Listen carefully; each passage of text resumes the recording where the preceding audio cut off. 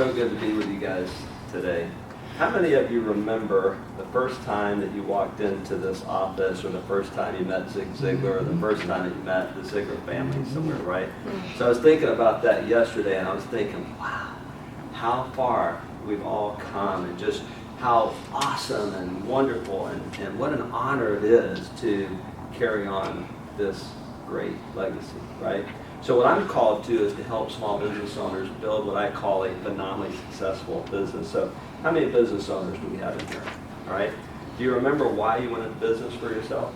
Was it to make a lot of money, or was it really to be your own boss, to chart your own course, to have a little more free time? Yeah, right. The brutal reality of most small business owners' lives, you feel like a slave to the business, very little family time, business consumes your mind 24/7, major stress, no real freedom. You feel like you have a job instead of a business, and your day is consumed putting out brush fires. How many of you know what I'm talking about? Right?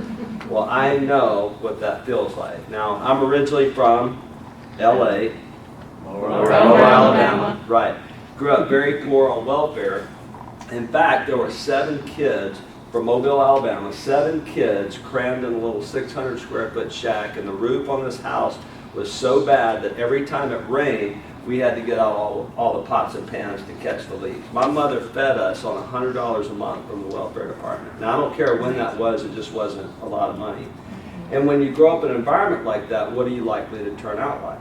For me, it was a rebellious 18-year-old, got kicked out of the house by my stepdad. I deserved it, by the way.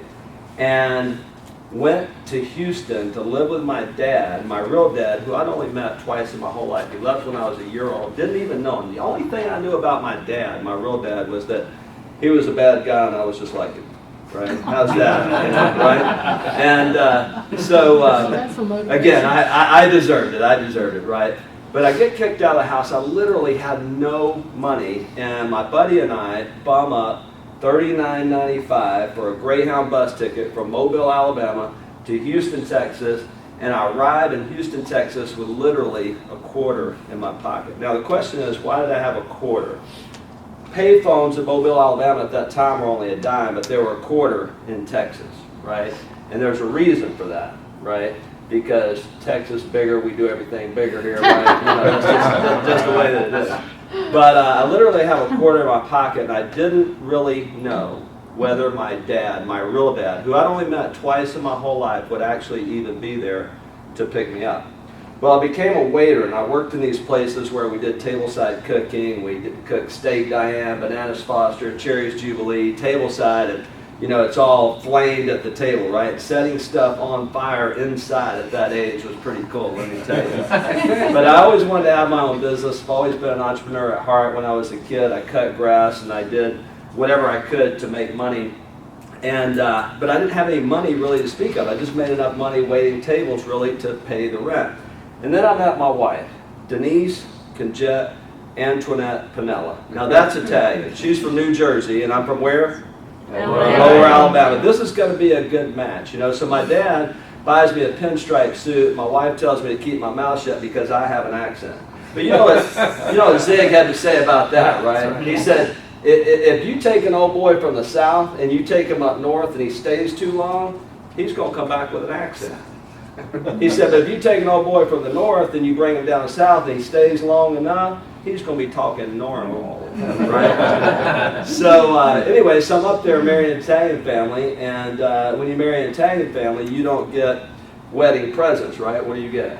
Money. You get money, you get cash. So we got $3,000 cash in wedding money, and I came back to Houston, and I spent all that money, started my first business out of the trunk of my car, and I became literally a slave to that business. I worked 24 hours a day, 7 days a week, made good money, but I felt like a slave to my business. And in 1997, I learned 2 secrets that changed my life. If you learn these 2 secrets, it'll change everything in your business life. Number 1, you gotta have systems in your business, right? I learned that from Michael Gerber. You gotta work what? On the business instead of just in the business. And the second thing you gotta learn is the one and only reason your business exists, and that is to be a vehicle to help you achieve your life goals. Do you have a goal? Are you clear on where you're going? Your business or your career is the vehicle to help you get there. Thank you very much.